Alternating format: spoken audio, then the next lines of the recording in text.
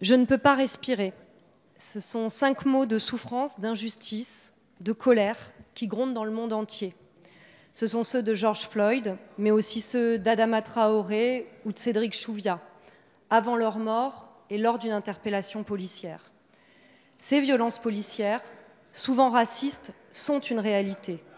Et elles abîment en profondeur notre démocratie. Elles laissent des familles endeuillées et elles enseignent la défiance. Enregistrements racistes, antisémites, homophobes, appel à la guerre civile, interpellation à l'île Saint-Denis rappelant les années Papon, passage à tabac de Gabriel, 14 ans, c'est insupportable et il y a un problème dans notre police républicaine. Le nier, c'est la promesse certaine d'une dangereuse impasse. Ces faits documentés et la déferlante antiraciste mondiale vous ont contraint à réagir. Agissez, maintenant. Assa Traoré demande le droit de participer à la construction de ce monde, de cette France, droit que les violences policières et le racisme étouffent. Les collectifs de familles ou les associations comme Vie volée demandent l'interdiction des pratiques létales. Oui, il faut interdire la clé d'étranglement, oui.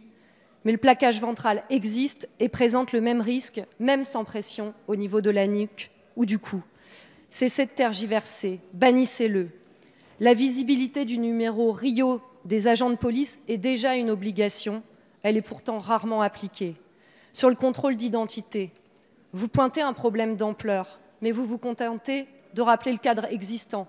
Quant à l'IGPN, vous la laissez juger partie.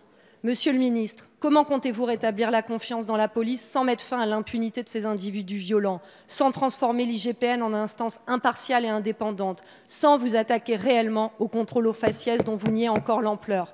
Le président de la République s'est ému de la justesse du film Les Misérables. Depuis, on a l'impression qu'il a perdu sa voix.